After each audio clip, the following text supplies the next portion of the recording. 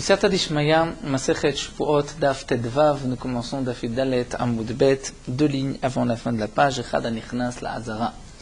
Nous avons vu dans la Mishnah que celui qui rentre dans la Hazara ou dans la Tosefet, c'est-à-dire dans ce qui a été rajouté de la Hazara par les Chachamim, c'est-à-dire avec l'avis du Sanhedrin, du roi, du Navi, Urim Vitumim, comme nous avons vu dans la Mishnah, ce qu'on rajoute sur l'enceinte, sur la Hazara du Beth Amikdash, prend la Kedusha du Beth Amikdash, et donc si un homme impur rentre à l'intérieur, il est aussi Chayav Karet, et il devra apporter un Korban Olev et Yored s'il est rentré sans faire exprès. Et nous avons vu dans la Mishnah qu'on rajoute sur la ville, si on veut donner, on veut agrandir la ville et lui donner aussi la Kedusha de Yerushalayim, entre autres pour pouvoir manger le Maaser Sheni à l'intérieur, puisque le Maaser Sheni ne se mange qu'à l'intérieur de Yerushalayim, ou le Netar Evaï, les fruits de la 4e année, ou encore les Korbanot Kadashim Kalim qui se mangeaient dans toute la ville, comme le Korban Pessah, ou le Korban Shlamim. Pour pouvoir donner à ce rajout la Kedusha de Yerushalayim, il fallait donc l'avis du roi, Navi, Urim Vetumim, le Sanhedrin, et apporter 2 Todot, Shir, Bedin. Nous avons vu dans la Mishnah ce que maintenant nous allons reprendre et expliquer par les psukim. Donc la Gemara demande d'où est-ce qu'on sait que nous avons besoin de tout cela pour rajouter sur la Kedusha de la Hazara, c'est-à-dire rajouter, agrandir la Hazara ou agrandir la ville. Amar Rav Shimi Bachia, Rav Shimi Bachia dit Demarkra, puisque la Torah nous dit Kechol Asherani Mare Otra, tout ce que je te montre est Tavnit Mishkan ve Tavnit Kol Kelav, dans la forme le Mishkan, et aussi Tavnit Kol Kelav, dans la forme le plan de tous les ustensiles, Vechen Ta'asu, et ainsi vous ferez. Le Vechen Ta'asu étant trop, puisque la Torah dit déjà tu feras comme ce que je te montre, Mare Otra Tavnit Mishkan, les plans du Mishkan, les plans Kol Kelav, que signifie Vechen Ta'asu? De là on apprend les Dorot, c'est-à-dire ainsi vous ferez pour les générations à venir. Et de la même manière, nous dit Rashi qu'à l'époque de Moshe Rabbeinu, la Kedusha de la Hazara s'est faite avec Moshe Rabbeinu qui était roi et qui était Navi, avec son frère Aaron à Kohen, qui est donc Kohen Gadol, les Urim Vituvim et les Shivim Zekenim. Donc pour toutes les générations à venir, on le fera aussi de cette manière. Metiv Rava vient objecter. C'est marqué que la Kelim Sha'asa'a Moshe Meshechatan Mekadshatan. Tous les Kelim que Moshe Rabbeinu a fait, a fabriqué, les kelim, les ustensiles qui allaient servir au Beth Amikdash pour leur donner la Kedusha de Kli Sharet, d'un ustensile qui sert au Beth Amikdash. Il y a tout un tas de conséquences sur le Kli. Lorsque le Kli est un Kli Sharet, et lorsque des farines rentrent à l'intérieur, il y a un Kiddush Keli, une sanctification de la farine par le Keli. Des notions que nous verrons Be'ezrat Hashem dans Masechet Menachot. Il y a aussi un Kiddush Kli dans le sang d'un Korban, nous verrons ainsi dans Masechet Zvachim. Donc les Kelim, il fallait les sanctifier. Tous les Kelim que Moshe Rabbeinu a fait, Meshichatan, lorsqu'on les a enduits, on a posé de l'huile d'onction, du Shemen Amishra que Moshe Rabbeinu avait fabriqué, c'est cette huile Mekatshatan qui leur a donné une Kedushat Tagouf. Et donc, on donne à ces Kelim le statut de Keli Sharet, d'un Keli qui sert au Beth Amikdash, Keli Sharet, et qui rendra donc Kadosh, saint, tout ce qui rentrera à l'intérieur. Mikan va Elach. Après donc, cette époque de Moshe Rabbeinu, pour les générations à venir, Avodatan Mechan Chatan. Ce n'est pas l'huile, l'onction qui leur a donné la Kedusha, mais c'est Avodatan. Et ces ustensiles deviennent Kadosh lorsqu'on les utilise. Avec la Avoda, lorsqu'on les utilise en tant qu'Avoda, Mechan Chatan. Mechan Chatan, c'est-à-dire c'est le début de la Kedusha. Nous n'avons plus besoin d'huile, mais le fait de les utiliser leur donne une Kedusha. Quelle est la question de Rava? Ve'ama, il demande Rava, et pourquoi Venema on a qu'à dire Vechen Ta'asu les Dorot, puisque c'est marqué dans le Pasuk. Juste après Tavnit Kol Kelav Vechen Ta'asu, ou le même Pasuk que nous venons de voir que Vechen Ta'asu c'est les Dorot. Donc on devrait dire de la même manière qu'à l'époque de Moshe Rabbeinu c'était avec de l'huile. Donc aujourd'hui aussi, si on veut rendre Kadosh le Keli, il faut de l'huile. Pourquoi Avodatam Mechan Chantam? La Gemara répond Shane Atam. Là-bas c'est différent d'Amarkra, puisque la Torah a dit, et là on rapporte un autre passou qui nous dit Vaïm Shachem Vaïkadesh Otam. C'est-à-dire que Moshe a mis de l'huile sur les kelim et il les a sanctifiés. C'est marqué Otam, il les a sanctifiés. De là on apprend Otam Bemeshira. Ce ne sont que les kelim de Moshe Rabbeinu. Donc on donne la kedusha avec l'huile vélo les dorot, mais pas pour les générations à venir. Ce n'est pas Bemeshira, mais c'est avec donc la première utilisation. Donc nous avons un pasouk. La question de Rava est répondue. C'est vrai que c'est marqué Vechen Ta'asu pour les générations, mais là nous avons un pasouk qui nous dit que le keli deviendra kadosh en l'utilisant et non pas par l'huile. Il n'y a que les kelim de Moshe Rabbeinu qui deviennent kadosh par l'huile. Emma la Gemara dit, mais peut-être que je peux expliquer le pasouk différemment et de dire Otam b'mshicha ledorot o b'mshicha o be'avoda. Peut-être que ceux de Moshe Rabbeinu c'était effectivement, comme c'est marqué dans le pasouk, Vaïm Shachem Vaïkadesh Otam. Les kelim de Moshe Rabbeinu c'était seulement avec de l'huile, mais pour les générations peut-être avec de l'huile, ou be'avoda, alors que dans la Braïta, nous avons exclu, dans cette Braïta, la Meshicha pour les générations. Nous avons dit que c'est que avodatan mechatranta. Pourquoi on ne dirait pas que c'est les deux? Amar Rav Papa répond à Makra, puisque la Torah a dit, et là on rapporte un autre pasuk, Asher yesharetu bam bakodesh. C'est-à-dire ces kelim, la croix de kol kli asharet, ils vont prendre tous les kli sharet, ceux qu'ils vont utiliser, bam, avec eux, kodesh dans le kodesh. C'est-à-dire que tla nakatuv besherut. Les kelim, la Torah les fait dépendre d'une sherut, d'une utilisation. C'est marqué Asher yesharetu bam, qu'on va les utiliser kodesh. Donc là, nakatuv besherut. La Torah les suspendre, c'est-à-dire les fait dépendre besherut de l'utilisation. Rashi nous dit, puisque la Torah se répète, keli asharet asher yishartu, keli sharet, c'est qu'on les utilise, donc ça signifie asher yishartu, c'est-à-dire ils ne deviennent keli sharet que par le sherut. Là, nakatuv besherut. Donc asher yishartu bam bakodesh, là, nakatuv besherut. Donc on apprend que pour les générations, ce n'est qu'avec l'utilisation béchérout et non pas avec l'huile. La Gemara poursuit, puisque maintenant c'est marqué dans ce passage de là on apprend que pour les générations c'est seulement avec l'utilisation. Alors pourquoi nous avons besoin maintenant de ce passage Otam que nous avons rapporté plus haut, qui nous disait que seuls les kelim de Moshe Rabbeinu c'était avec de l'huile, mais pas ceux des générations, c'est-à-dire Otam, Bemeshira, mais les Dorot, ce n'était pas Bemeshira, c'était Be'avoda. Puisque nous avons maintenant un autre passouk qui nous dit que tout dépend du Sherut, et ce passouk obligatoirement va s'expliquer les Dorot, puisqu'à l'époque de Moshe Rabbeinu c'était avec de l'huile. Donc le passouk qui a exclu certains kelim de Meshira est en trop, puisque de ce passouk j'apprends que c'est avec Avoda, Asheri Shartu, donc Otam Lamali. La Gemara répond, Ilo Katavachmana Otam, si ce n'était pas marqué Otam Avamina, j'aurais pu croire. Aniou de Bemshicha. Ceux de Moshe Rabbeinu, c'était avec de l'huile. Donc les kelim de Moshe Rabbeinu, avec lesquels on recevait le sang, avec lesquels on était Mekadesh le Menachot, c'était avec de l'huile. Mais les Dorot, peut-être qu'il faut les deux, Bemshicha ou Be'avoda. Pourquoi De'akata, Vechen Ta'asu, puisque c'est marqué Vechen Ta'asu, cela signifie avec de l'huile. Et puisque c'est marqué dans le pasuk Asher yishartu bam bakodesh, donc nous avons avec l'utilisation. Donc peut-être qu'il faut les deux. C'est pour cela, Miet Rachmana Otam, que j'ai besoin du pasuk Otam pour dire non. Otam b'mshicha v'lo doro b'mshicha. C'est seulement ceux de Moshe Rabbeinu qui devenaient kodesh avec de l'huile, mais pas ceux des générations. Donc pour les générations, la avoda est suffisante, comme c'est marqué dans le pasuk Asher yishartu bam bakodesh. Donc là, la Gemara nous a répondu à la question de Rava. Donc on était parti sur le din de la Hazara, lorsqu'on a rajouté sur la Hazara, il fallait la sanctifier avec le roi Navi, Kohen Gadol, et Urim Vetumim, et les Zekenim, le Sanhedrin, parce que c'est marqué Vechen Ta'asu les Dorot, ainsi vous ferez pour les générations à venir. C'est vrai que la Gemara ne nous explique pas la différence, pourquoi à l'époque de Moshe Rabbeinu c'était avec de l'huile, et les Dorot c'est Avodatan Mechanchatan, donc c'est un din de la Torah.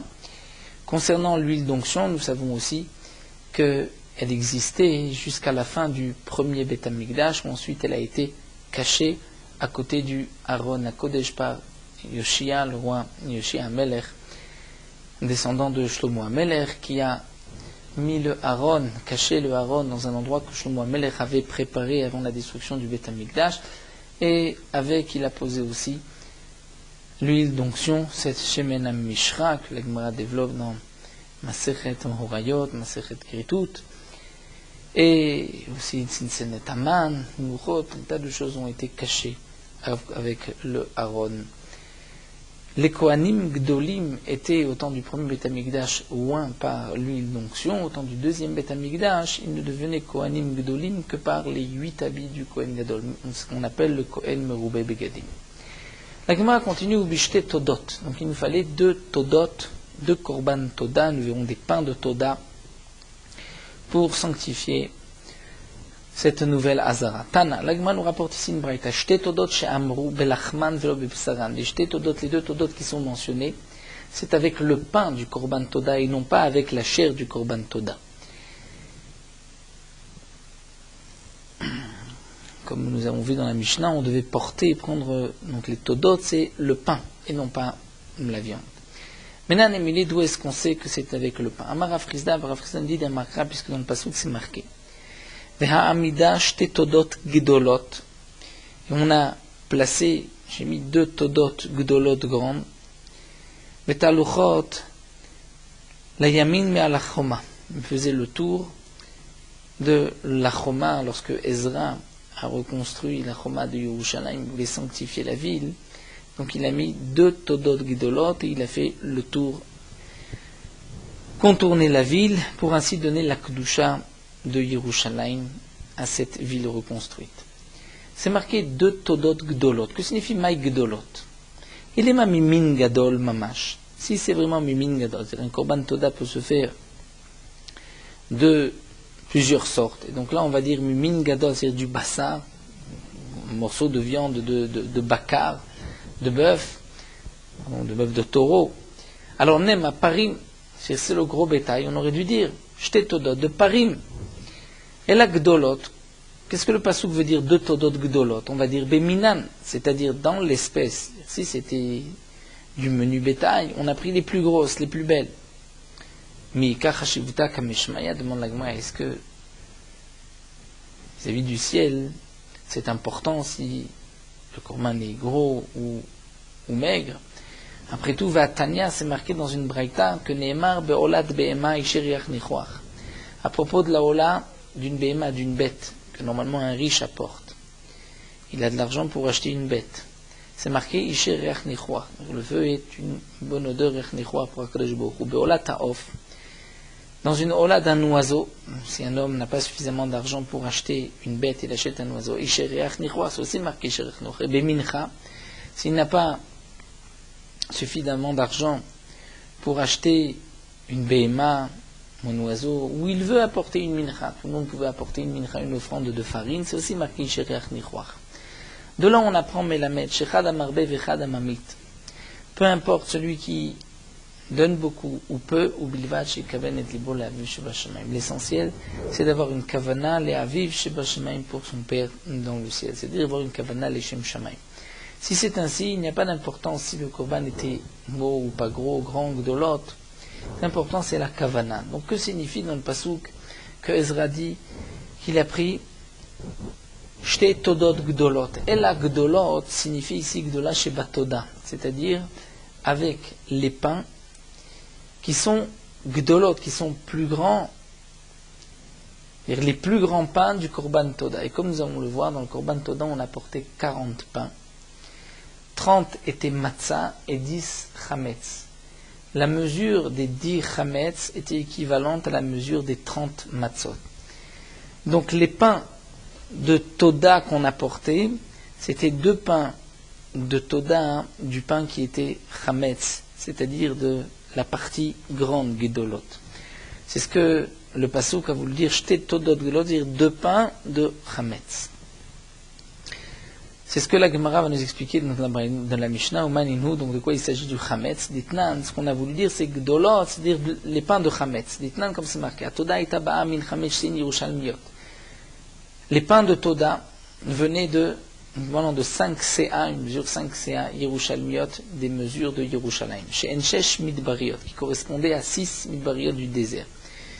Puisque, par la suite, donc les 6 du désert sont devenus 5. On a agrandi les midot, on a rajouté sur les mesures, Donc avant, où il fallait 6 mesures, on a pu faire rentrer les 6 mesures dans 5 mesures. On avait rajouté un 6e à chaque mida.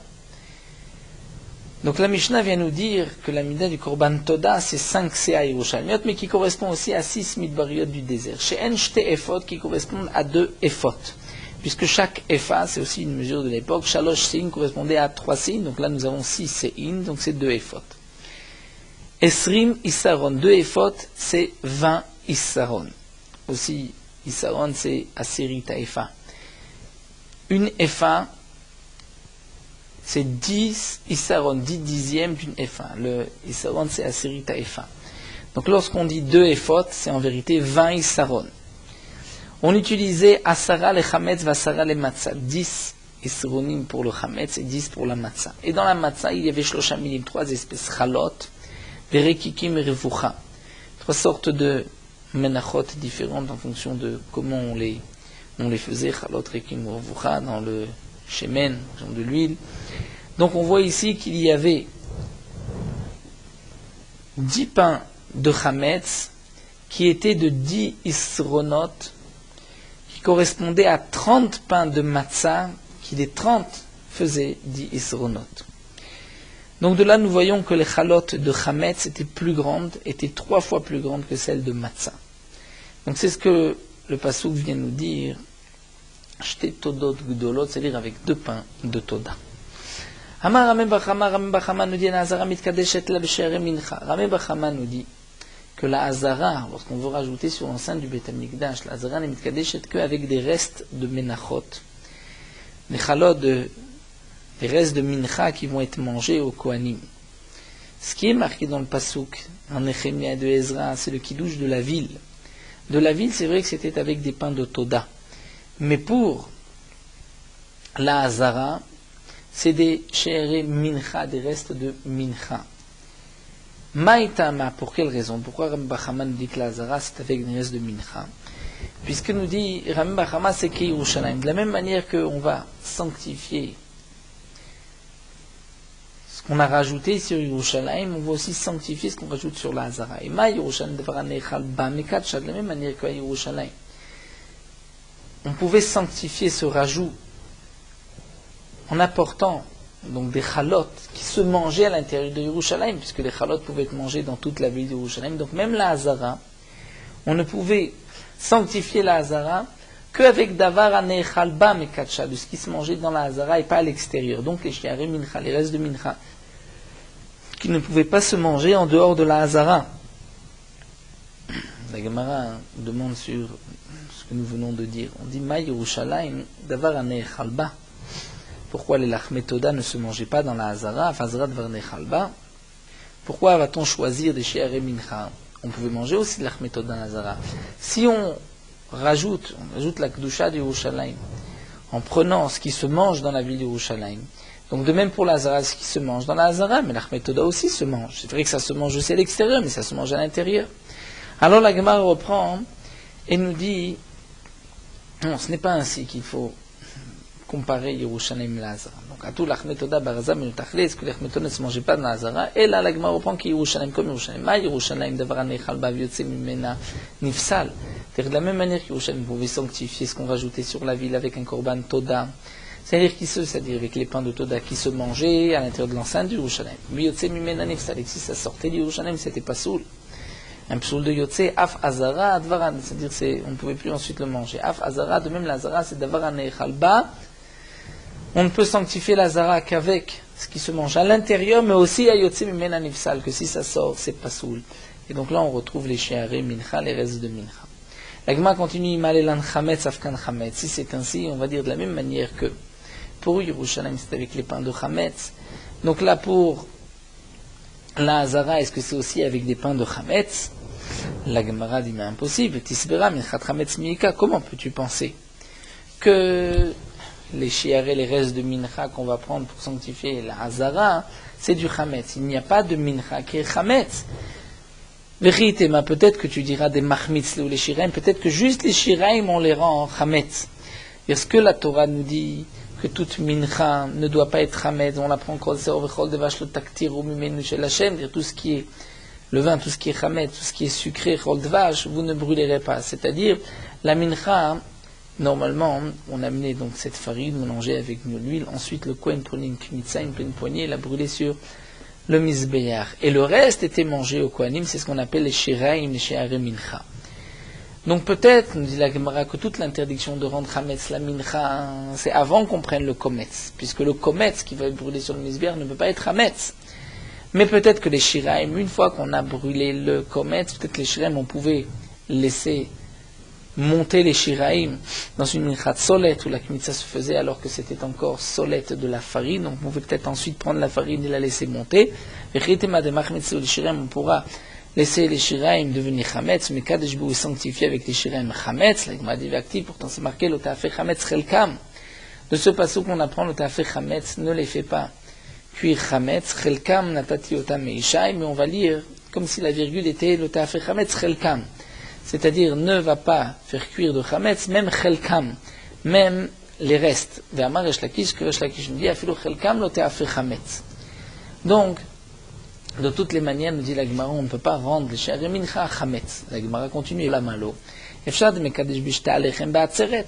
On aurait peut-être pu sanctifier la hazara avec les 2 pains de Shavuot qui sont aussi chametz. Comme c'est marqué chametz te'afena, c'est vrai que ces pains-là n'étaient pas brûlés sur le misbéach, c'était au kohanim, mais c'était du pain chametz. La Gemara répond mishum de lo efshar, parce que c'est impossible. Comment faire? Si on va construire le Bet Hamikdash, donc la Hazara, et sanctifier Vinigdeshe Metmol, de Etmol, c'est-à-dire de la veille avant Yom Tov, on va sanctifier avec les pains qu'on apportera Yom Tov, c'est impossible. Shte Alechem, Beshritat Kvasim ou des Kadshe. Les Shte Alechem, les pains, ne deviendront Kadosh que lorsqu'on va égorger les Kvasim, c'est-à-dire les korbanot de Shavuot. Si on construit le Bet Hamikdash, donc la Hazara, on rajoute sur la Hazara, Metmol avant Yom Tov, et aujourd'hui, le jour de Shavuot, on va être Mekadesh, grâce à ces Shte Alechem qui sont aussi Chametz, puisqu'on apprend de Yerushalayim que ça doit être Chametz, la Gemara dit ça ne marche pas non plus, Bainan Kiddush B'Shat HaBinyan, il faut sanctifier au moment où on construit. Donc, la Gemara nous dit, il ne nous reste que le cas de Nivne Be Yom Tov. On va rajouter sur la Hazara le jour du Yom Tov, et Nigdeshe Be Yom Tov, et sanctifier aussi Yom Tov. C'est impossible, puisque En Binyan Mikdash Doche Yom Tov, la construction du Bet Hamikdash ne peut pas repousser Yom Tov.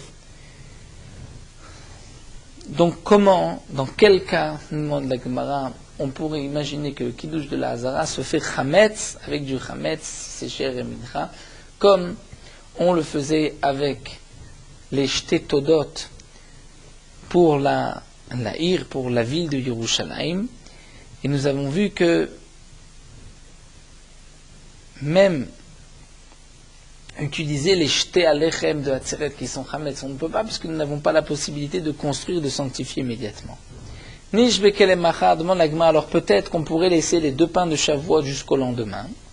Venigdeshe, on va construire, rajouter sur la Hazara après Shavuot et sanctifier ce qu'on a rajouté avec ces 2 pains qui sont Chametz. Là, il m'a dit impossible, c'est les Belina. Les pains de Shavuot deviendront psulim par la nuit, puisque les pains ne sont mangés que les Yom Velaïla.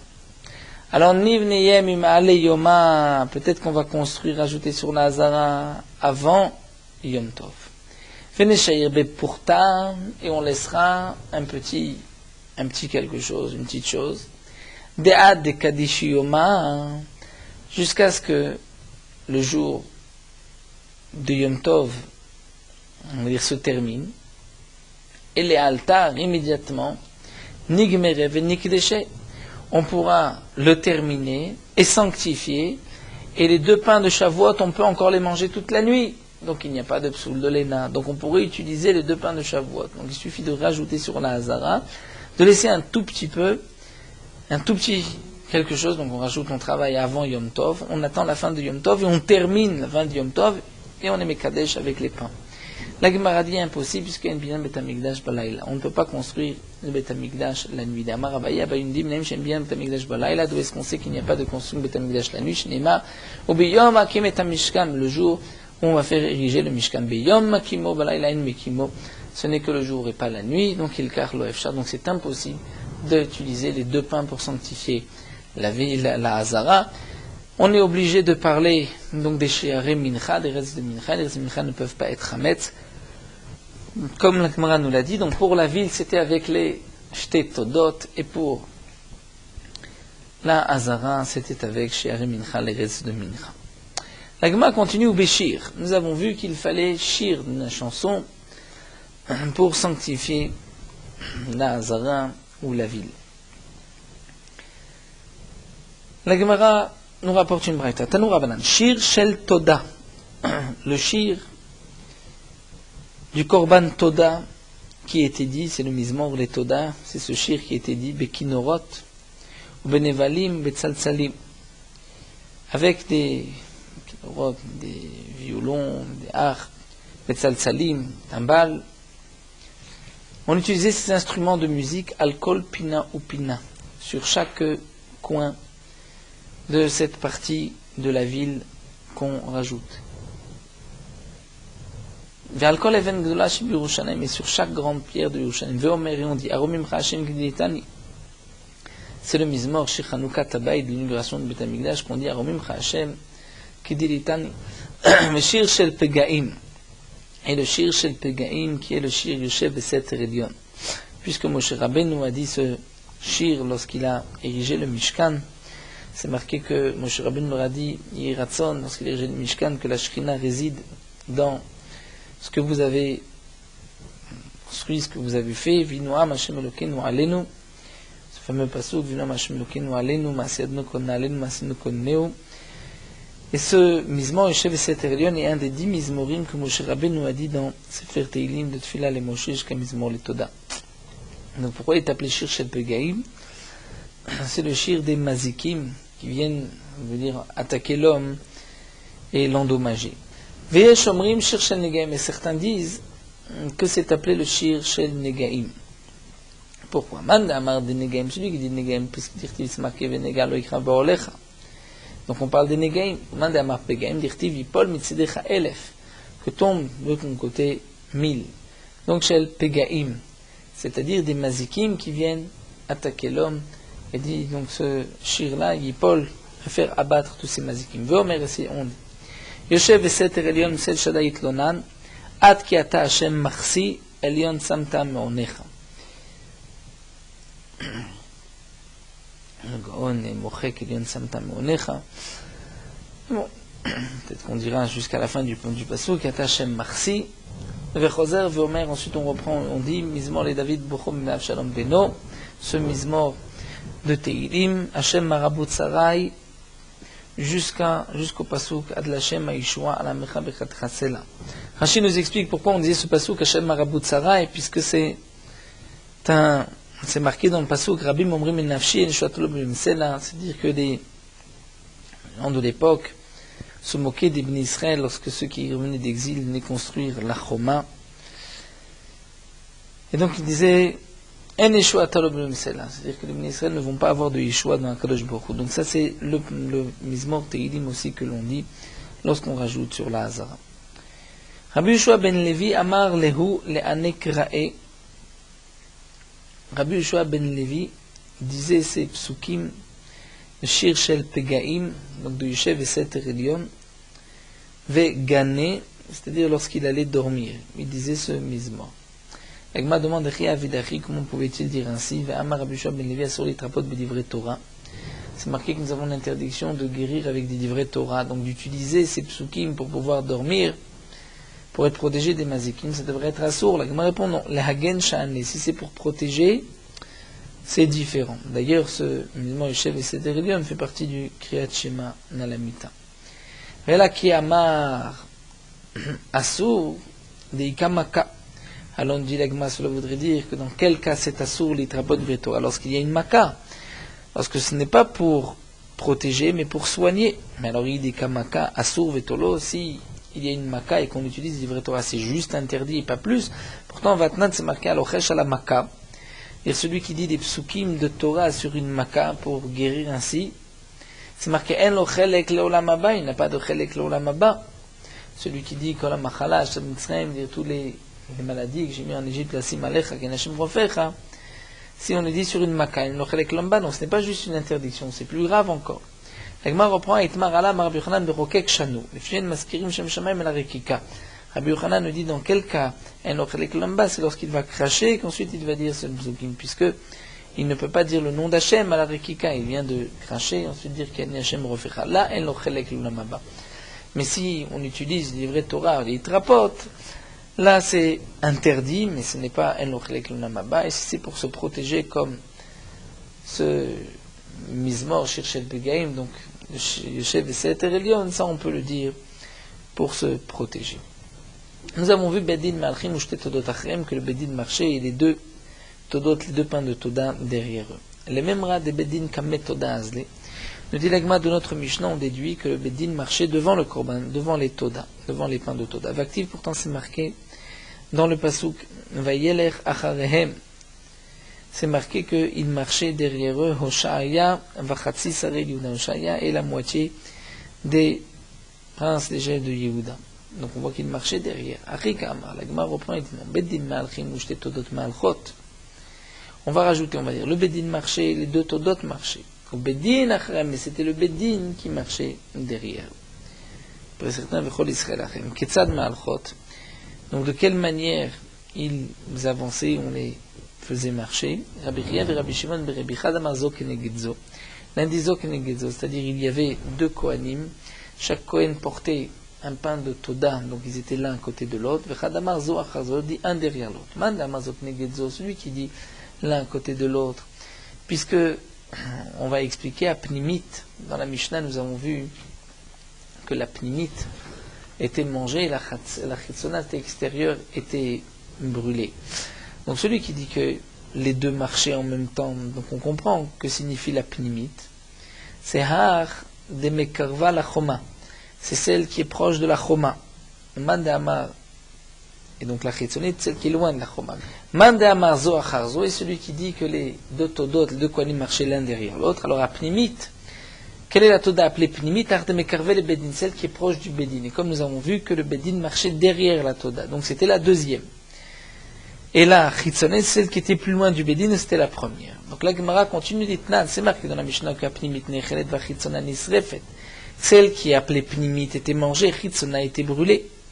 Bishlama le Mandamazo Acharzo, encore d'après celui qui dit qu'il marchait de Kohanim l'un derrière l'autre, Amtula Chi Pnimit Nechelet. On comprend pourquoi la Pnimit était mangée.